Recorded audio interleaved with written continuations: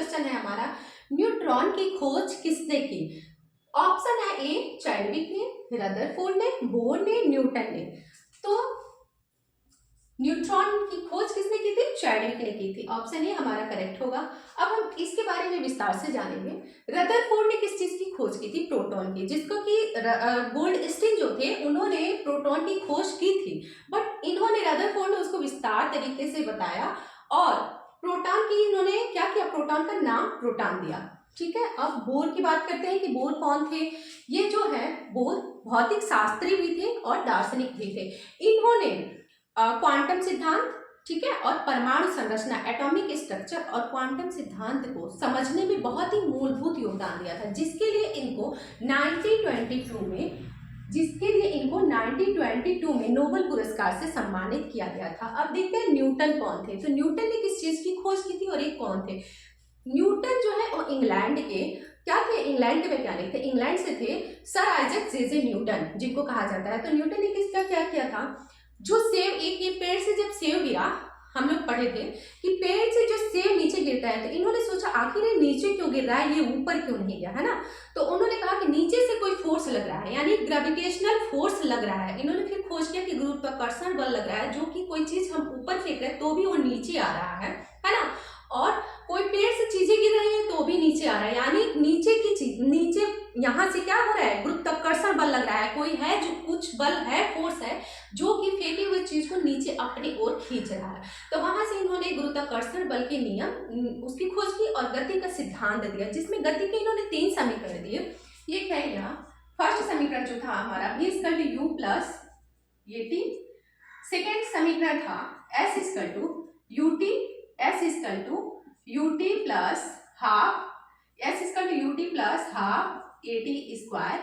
Third समीकरण इन्होंने दिया था v² = u² प्लस 2as, है ना। तो v = u plus at, first equation था इनका। गति का 3 नियम न्यूटन ने दिया था, v = u प्लस at। और द्वितीय समीकरण था s = ut plus half at²। Third था v² = u² प्लस 2as। अब देखते हैं सेकेंड क्वेश्चन हमारा, है ना। गैस इंजन की खोज किसने की? डीजल ने, डेवी ने, डैम्लर ने, चार्ल्स ने, है। तो गैस इंजन की खोज किसने की थी? डीजल ने, डेवी ने, डैम्लर ने, चार्ल्स ने। तो गैस इंजन की खोज चार्ल्स ने की थी। किसने की थी? चार्ल्स ने। Option D is correct. अब इसके बारे में देखिए, डीजल ने किस चीज की थी खोज? डीजल ने रुडोल्फ डीजल इंजन की खोज की थी, डेवी ने सेफ्टी लैंप की खोज की थी एंड डैम्लर ने कार्बोरेटर की खोज की थी, और चार्ल्स ने गैस इंजन की खोज की थी। चार्ल्स ने। थर्ड क्वेश्चन है हमारा, वायुमंडल की आपेक्षिक आर्द्रता मापी जाती है। वायुमंडल की आपेक्षिक आर्द्रता मापी जाती है हाइड्रोमीटर से, हाइग्रोमीटर से, पोटेंशियोमीटर से, लैक्टोमीटर से। तो क्या हो जाएगा हमारा? हाइग्रोमीटर से। ऑप्शन बी इज करेक्ट, है ना। वायुमंडल की आपेक्षिक आर्द्रता जो है ये हाइग्रोमीटर से मापा जाता है। अब देखेंगे इसके ऑप्शन के बारे में। हाइड्रोमीटर से क्या मापा जाता है? द्रव का सापेक्षिक घनत्व मापा जाता है। जो द्रव है ना लिक्विड, उसका सापेक्षिक घनत्व हाइड्रोमीटर से मापा जाता है।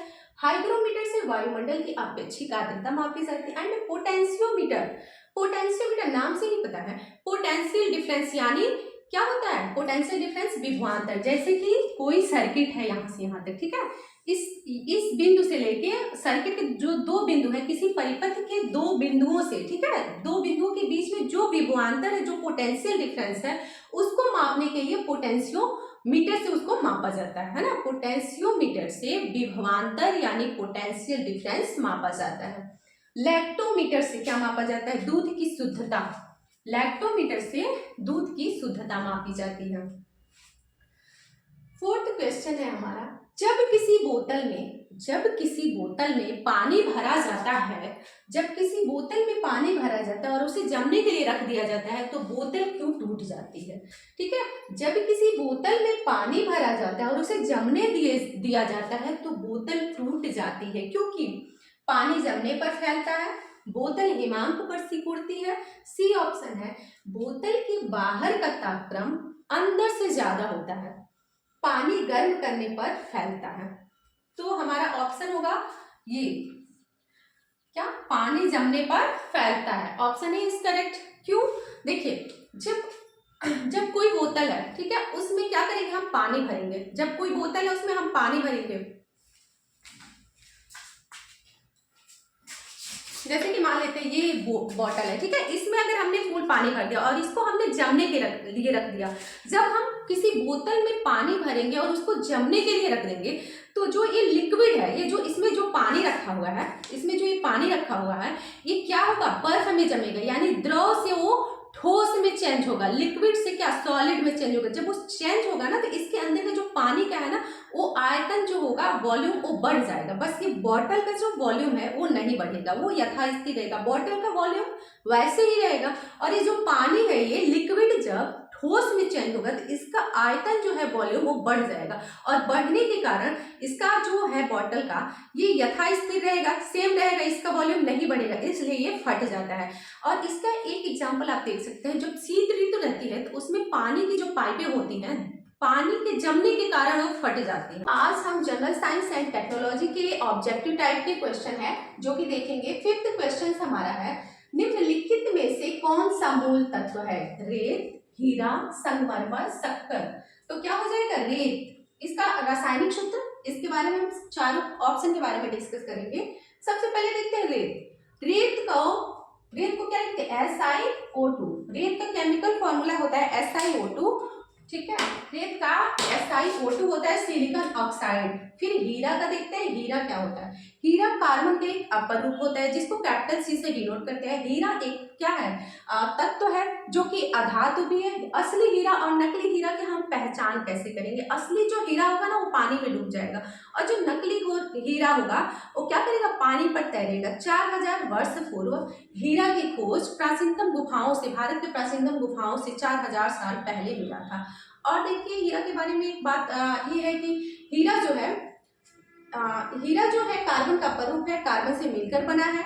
और हीरा के बारे में एक चीज डिस्कस करें तो हीरा की कीमत क्या होती है। तो हीरा जो है 1 ग्राम हीरा 5 कैरेट, 1 ग्राम 5 कैरेट हीरे की कीमत देखें तो लगभग 42 लाख होती है, ठीक है। अब यहाँ से देखते हैं संगमरमर, इसका रासायनिक सूत्र होता है CaCO3, कैल्शियम कार्बोनेट। शक्कर क्या होता है, शक्कर का होता है रासायनिक सूत्र C12H22O11, C12H22O11, इसका होता है शक्कर का केमिकल फार्मूला होता है, यानी रासायनिक सूत्र। अब शक्कर होता क्या है, ये होता है कार्बोहाइड्रेट, एक प्रकार के कार्बोहाइड्रेट्स होता है जो कि खाने को क्या बनाता है, मीठा बनाता है। इसमें लैक्टोज, सुक्रोज, लैक्टोज, फ्रक्टोज होता है। और अगर बात करें इसका शक्कर की, ठीक है, तो जो शक्कर है वो बनता किससे है, गन्ना जो होता है ना, इसका प्राथमिक जो चीज है वो गन्ना है। गन्ने से, और चुकंदर होता है बीटरूट, उससे मिलकर बना होता है। जब हम लोग छोटे थे तो हम लोग को सिर्फ इतना पता था कि शक्कर गन्ने के रस से बनता है, गन्ने से बनता है। बाद में गूगल से पता चला या बड़े होने के बाद पता चला, हमें तो ये पता चला बाद में कि बीटरूट यानी चुकंदर से भी शक्कर तैयार किया जाता है।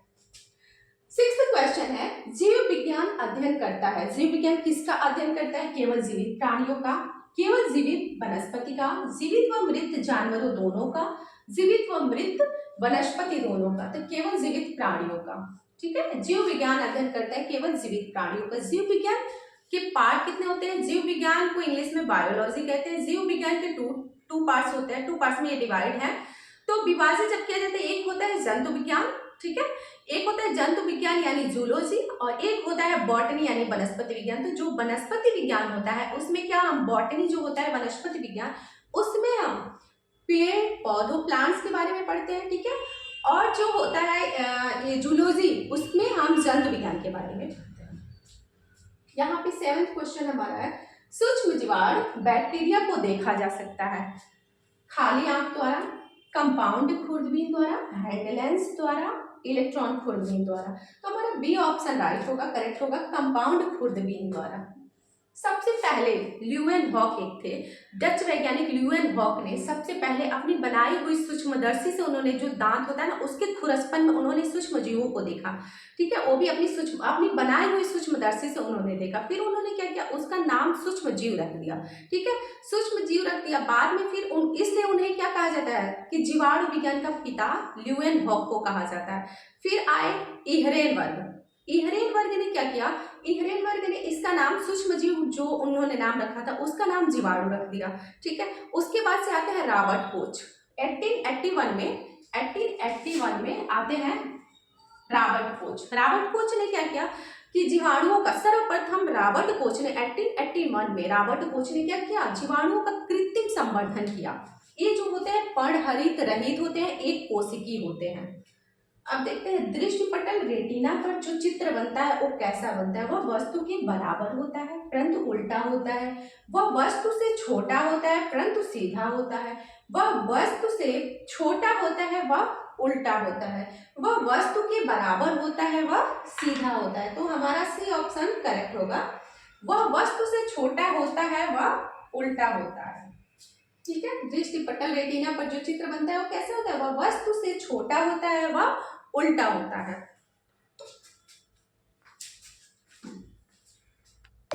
तो हमारा 9 क्वेश्चन दिया है। सूक्ष्म जीवाणु बैक्टीरिया के बारे में कौन सा कथन सत्य है। ये जीवित व मृत की सीमा रेखा पर होते हैं। बी ऑप्शन है हमारा, ये वनस्पति व जानवर की सीमा रेखा पर होते हैं। सी है ये फूल देने वाली व फूल न देने वाली वनस्पति की सीमा रेखा पर होते हैं। और डी ऑप्शन है उपयुक्त में से कोई नहीं। तो कौन सा ऑप्शन करेक्ट होगा, सूक्ष्म जीवाणु बैक्टीरिया के बारे में बात किया जा रहा है, यानी इसमें से कोई भी ऑप्शन करेक्ट नहीं है, तीनों तो गलत है, तो उपयुक्त में से कोई नहीं, ये ऑप्शन सत्य है। ठीक है, अब इसके बारे में देखिए, ये जीवित व मृत की सीमा रेखा पर होते हैं, तो सूक्ष्म जीवाणु नहीं होते हैं। क्या होता है, ये जीवित व मृत की सीमा रेखा पर विषाणु होते हैं। ठीक है, और ये वनस्पति व जानवर की सीमा रेखा पर होता है। कौन होता है, यूग्लिना। यूग्लिना जो होता है वो वनस्पति व जानवर की सीमा रेखा पर होता है। ये फूल देने वाली और फूल न देने वाली वनस्पति की सीमा रेखा पर कौन होता है, अनावृत्ति बीजी पौधे जो होते हैं वो फूल देने वाली व फूल न देने वाली वनस्पति की सीमा रेखा पर होते हैं। अब देखिए 10th क्वेश्चन हमारा है, मनुष्य आर्द्रता व गर्मी से परेशानी अनुभव करता है, इसका क्या कारण है। ठीक है, ऑप्शन देखिए, अधिक पसीना आना। बी ऑप्शन है कम पसीना आना। पसीना आर्द्रता के कारण वाष्पित नहीं होता, आर्द्रता के कारण पसीना नहीं आता। तो इसमें से हमारा सी ऑप्शन करेक्ट होगा। सी ऑप्शन इज करेक्ट, पसीना आर्द्रता के कारण वाष्पित नहीं होता। अब आर्द्रता के बारे में हम जानेंगे, आर्द्रता है क्या। आर्द्रता को इंग्लिश में बोलते हैं ह्यूमिडिटी। ह्यूमिडिटी, ठीक है, ह्यूमिडिटी।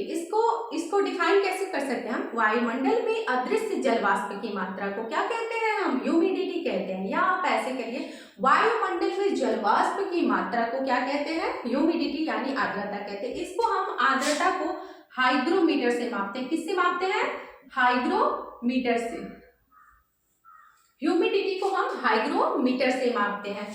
और वायु जब अधिक आर्द्र हो जाती है तो क्या होता है, जब वायु अधिक आर्द्र हो जाती है तो क्या होता है, मनुष्य बहुत ज्यादा पसीना अनुभव करने लगता है, बहुत ज्यादा उन्हें पसीने की अनुभूति होती है, महसूस करते हैं वो लोग। तो वायु जब अधिक आर्द्र होती है ना तो एक उमस होने लगता है। ठीक है, चलिए 11th क्वेश्चन हम डिस्कस करते हैं।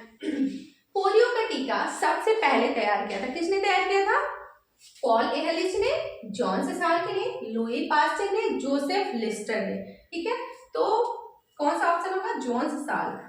ठीक है, जॉन सेसाल्क ने, किसी किसी बुक में जॉन सेसाल्क दिया है, किसी किसी बुक में जॉन साल्क। ठीक है, नाम में चेंजिंग आ जाता है। चलिए बात करते हैं, पॉल एहरलिच ने किसकी खोज की थी, तो पॉल एहरलिच ने सीरोलॉजी की खोज की थी। लुई पास्चर ने किस चीज की खोज की थी, तो लुई पास्चर जो पागल कुत्ते के काटने से जो रैबिस होता है ना उसकी खोज की थी। लुई पास्चर ने रैबिस की खोज की थी। जोसेफ लिस्टर ने किसकी खोज की थी, स्कॉटलैंड के थे डॉक्टर जोसेफ लिस्टर। इन्होंने एंटीसेप्टिक की खोज की थी। किसकी खोज की थी, एंटीसेप्टिक की खोज की थी, इसलिए इन्हें एंटीसेप्टिक सर्जरी के जन्मदाता माना जाता है। ठीक है, चलिए 12th है, प्रेशर कुकर के अंदर का उच्चतम ताप निर्भर करेगा। प्रेशर कुकर के अंदर का उच्चतम ताप निर्भर करेगा किस पे, ऊपर के छेद के क्षेत्रफल व उस पर रखा गया वजन पर, ऊपर के छेद का क्षेत्रफल व पकाए जाने वाले पदार्थ पर, ऊपर के छेद पर रखा गया वजन व पकाए जाने वाले पदार्थ पर।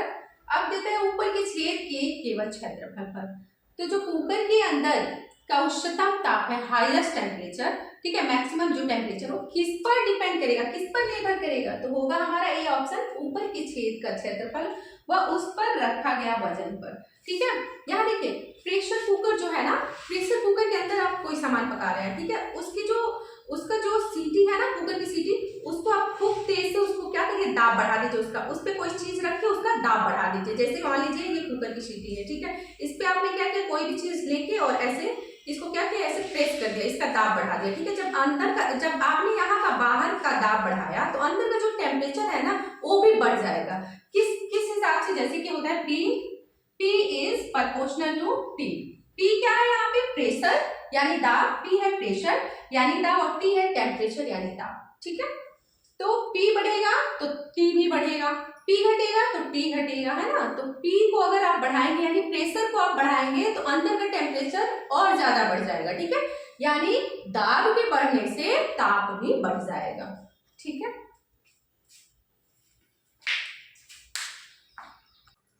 13 क्वेश्चन है हमारा साइंस एंड टेक्नोलॉजी का। विटामिन सी का सबसे उत्तम स्रोत है सेव, बी आम, सी आंवला, डी दूध। तो विटामिन सी का सबसे उत्तम स्रोत जो है, सबसे ज्यादा अच्छा उत्तम, आंवला है। ठीक है, विटामिन सी का सबसे उत्तम स्रोत आंवला है। विटामिन सी की कमी से स्कर्वी रोग हो जाता है, जिसमें क्या होता है, लाल लाल चकत्ते पड़ जाते हैं, थाई पे हो जाता है, मसूड़ों में सूजन हो जाता है ना। तो विटामिन सी की कमी से स्कर्वी रोग हो जाता है। विटामिन सी सबसे उत्तम स्रोत उसका आंवला है। और आंवला जो है ना वो बालों के लिए बहुत ज्यादा फायदेमंद होता है। अगर सफेद बाल हो रहे हैं तो आपको डॉक्टर आंवला का जूस पीने के लिए बोलेगा। आंवला का जूस उसमें बहुत ही ज्यादा सहायक होता है, यूजफुल होता है। उसके बाद से अगर बात करें इसकी कमी से होने वाले रोग, तो विटामिन सी की कमी से स्कर्वी रोग हो जाता है। और इसमें इसका रासायनिक नाम एस्कॉर्बिक एसिड होता है। रही बात सेव की बात करते हैं तो सेव में विटामिन ए और विटामिन सी होता है। ठीक है, आम में भी होता है विटामिन ए सी, और दूध में होता है विटामिन ए डी और ई और के। विटामिन ए भी होता है, विटामिन डी भी होता है, विटामिन ई और विटामिन के होता है। यहाँ देखिए विटामिन सी की कमी से स्कर्वी रोग हो जाता है। विटामिन ए की कमी से रतौंधी यानी नाइट ब्लाइंडनेस हो जाता है। विटामिन बी की कमी से बेरी बेरी रोग हो जाता है। और विटामिन सी की कमी से स्कर्वी रोग हो जाता है। और विटामिन डी की कमी से रिकेटस रोग हो जाता है। यहाँ देखिए 14 क्वेश्चन है हमारा, हृदय की धड़कन नियंत्रित करने के लिए निम्न में से कौन सा खनिज आवश्यक है। हृदय की धड़कन को नियंत्रित करने के लिए, कंट्रोल करने के लिए कौन सा खनिज आवश्यक है। सोडियम, गंधक, पोटेशियम, लोहा। तो इसके लिए पोटेशियम जरूरी है। क्या, पोटेशियम, इसका सिंबल होता है के। पोटेशियम जो है ना हृदय की धड़कन को कंट्रोल करता है। ठीक है, और ब्लड को, बीपी को कौन कंट्रोल करता है, सोडियम, Na, इसका सिंबल होता है Na, सोडियम। और ये गंधक है सल्फर, ठीक है, उसको S से डिनोट करते हैं। और ये लोहा, लोहा को किससे, Fe से। लोहा से क्या होता है, हमें सोडियम जो है ना जल की मात्रा को संतुलित करता है, बैलेंस करता है। और सोडियम बीपी कंट्रोल करता है, ब्लड प्रेशर यानी रक्त दाब को कंट्रोल करता है। पोटेशियम जो है वो हृदय की धड़कन को कंट्रोल करता है। गंधक का सिंबल S होता है, संकेत S होता है सल्फर। और लोहा Fe, लोहा जो है आयरन से हमें क्या मिलता है, आयरन से हमारा हीमोग्लोबिन बढ़ता है जो ऑक्सीजन का संवाहक होता है। ठीक है, इससे रक्त में हीमोग्लोबिन की मात्रा बढ़ती है। 15 क्वेश्चन है हमारा, पृथ्वी के परितः घूमने वाले कृत्रिम उपग्रह से बाहर गिराई गई गेंद कहाँ जाएगी। सूर्य पर चली जाएगी, चंद्रमा पर चली जाएगी, पृथ्वी पर गिरेगी, पृथ्वी के परितः उपग्रह के समान आवर्तकाल के साथ उसी कक्ष में घूमती रहेगी। तो हमारा डी ऑप्शन करेक्ट होगा। अब देखते हैं ये 16 क्वेश्चन है हमारा, साबुन के बुलबुले के अंदर का दाब वायुमंडलीय दाब से अधिक होता है। बी ऑप्शन है हमारा वायुमंडलीय दाब से कम होता है। सी ऑप्शन है वायुमंडलीय दाब के बराबर होता है। डी ऑप्शन है वायुमंडलीय दाब का आधा होता है। तो ये साबुन के जो बुलबुले के अंदर का जो दाब होता है ना, वो वायुमंडलीय दाब से भी अधिक होता है। तो हमारा ऑप्शन ए करेक्ट होगा। धूप के चश्मे की पावर होती है, साइंस एंड टेक्नोलॉजी का क्वेश्चन है। धूप के चश्मे की पावर होती है 0 डायोप्टर, 1 डायोप्टर, 2 डायोप्टर, 4 डायोप्टर। ठीक है, ऑप्शन ए क्या है? 0 डायोप्टर। ठीक है, 1 डायोप्टर, 2 डायोप्टर, 4 डायोप्टर। तो क्या होगा? धूप के चश्मे की पावर कितनी होती है? 0 डायोप्टर। 0 डायोप्टर। कितनी होती है? 0 डायोप्टर। क्यों धूप के चश्मे की पावर क्यों 0 डायोप्टर होती है? देखिए, ये जो चश्मा है ना, ठीक है, लेंस वाला होता है। ठीक है, ये सब जो चश्मा होता है वो पावर वाला होता है, लेंस वाला होता है। तो जो इसमें है ना, जो गोल सा रहता है उसमें लेंस लगी होती है। ठीक है, किसी वस्तु को छोटा या बड़ा करने के लिए, यानी निकट दृष्टि दोष और दूर दृष्टि दोष जिसको होता है उसको लेंस वाला चश्मा लगता है। आ रहा है समझ में? उसमें पावर होता है। लेकिन ये जो धूप का चश्मा है ना, वो किसी वस्तु को छोटा और बड़ा करने के लिए नहीं होता है। ठीक है, छोटा और बड़ा करके देखने के लिए नहीं होता है। धूप का चश्मा क्यों होता है? सूर्य की किरणों से बचने के लिए धूप का चश्मा यूज किया जाता है, इसलिए इसमें कोई पावर नहीं होती है ना। इसलिए इसका जो पावर होता है वो 0 होता है, डायोप्टर। इसका पावर कितना होता है? 0 डायोप्टर। आ रहा है समझ में? यहाँ देखिए, यहाँ। ठीक है, मृग तृष्णा उदाहरण है अपवर्तन का, पूर्ण आंतरिक परावर्तन का, विक्षेपण का, विवर्तन का। पूर्ण आंतरिक परावर्तन का। B option is correct. ठीक है, बी ऑप्शन इज करेक्ट। आ रहा समझ में? कैसे? देखिए, रेगिस्तान है मान लीजिए। ठीक है, जब रेगिस्तान में जब वायु गर्म होकर, समझ में आ रहा है? रेगिस्तान में जब वायु गर्म होकर ऊपर उठती है, ठीक है ना, मेरी तरफ देखो ना, समझ में आएगा अच्छे से। ठीक है, रेगिस्तान में जब वायु गर्म होकर ऊपर उठती है, ठीक है, तो वो क्या होता है? जिससे नीचे वायु विरल और ऊपर किसका? सघन माध्यम का निर्माण कर लेती है। ठीक है, जिससे वायु नीचे विरल और ऊपर सघन माध्यम का निर्माण कर लेती है। जब किसी पेड़ से चलने वाली किरणें, समझ में आ रहा है? जब किसी पेड़ से चलने वाली किरणें, ठीक है, क्या करती हैं? जब किसी पेड़ से चलने वाली किरणें, इसके आगे बताना जरा, समझ में आ रहा है तो? जब किसी पेड़ से चलने वाली किरणें, आ रहा समझ में? बताना जरा, बताना जरा। जब किसी पेड़ से चलने वाली किरणें, तुमको समझ में आ रहा था? रेगिस्तान। जब किसी पेड़ से, ध्यान से सुना, जब किसी पेड़ से चलने वाली किरणें सघन माध्यम से विरल माध्यम में प्रवेश करके, तो उनका क्या हो जाता है? पूर्ण परावर्तन हो जाता है। ठीक है, उनका पूर्ण क्या हो जाता है? आंतरिक परावर्तन हो जाता है। ठीक है, जिसकी वजह से जो प्रतिबिंब होते हैं ना, जो किरणें होती है, वो प्रतिबिंबित होकर उसकी चोटी से आती हुई प्रतीत होती है। ठीक है, जब चोटी से आती हुई प्रतीत होती है, जिससे कि थल के स्थान पर जल का क्या होता है? भ्रम हो जाता है। जिससे थल के स्थान पर जल का भ्रम हो जाता है, उसे यह मृग मरीचिका या मृग तृष्णा कहते हैं। समझ में आ गया? मतलब रहता है थल, लेकिन जल का भ्रम हो जाता है कि वो जल है। समझ में आया? उसे ये क्या कहते हैं? मृग तृष्णा एंड या मृग मरीचिका। अब देखिए, 19 क्वेश्चन है हमारा। खतरे के संकेतों के लिए लाल प्रकाश का प्रयोग किया जाता है, क्योंकि खतरे के संकेतों के लिए लाल प्रकाश का प्रयोग किया जाता है। क्यों कहते हैं ना, लाल कपड़ा पहने हो, वहां से दिख रहे हो, दूर से दिख जाता है रेड वाले लोग, है ना? क्यों? क्योंकि उसका जो अल्फा होता है ना, प्रकाश का प्रकीर्णन बहुत कम होता है। लाल रंग का जो होता है प्रकाश प्रकीर्णन, वो बहुत कम होता है, और उसका जो तरंग दैर्घ्य होता है लैम्डा। ठीक है, देखो, वायु को उल्टा कर दीजिए। ठीक है, ये लैम्डा है। अरे समझ में? वायु को उल्टा करने पे जो बनता है उसे क्या कहते हैं हम? लैम्डा। ठीक है, इसको लैम्डा बोलते हैं और इसको अल्फा बोलते हैं। ठीक है, तो ये अल्फा होता है ना, ये प्रकीर्णन है। ठीक है, प्रकाश का प्रकीर्णन है, और ये लैम्डा जो है वो तरंग दैर्घ्य है।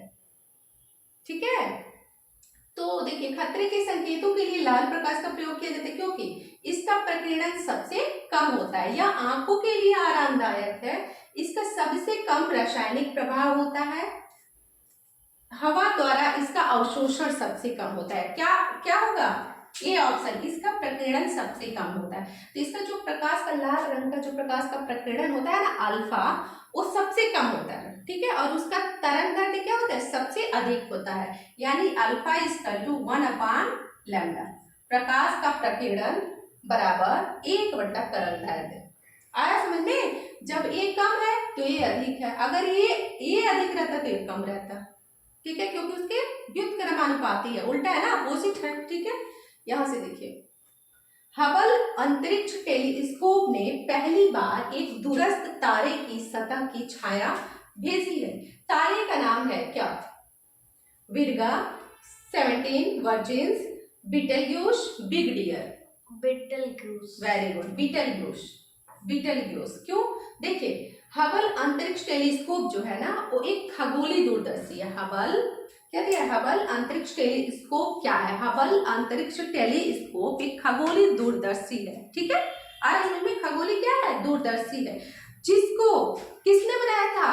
अंतरिक्ष अमेरिकी अंतरिक्ष NASA. अमेरिकी अंतरिक्ष एजेंसी नासा ने क्या किया था? यूरोपीय अंतरिक्ष एजेंसी के सहयोग से मिलकर बनाया था। समझ में आ गया?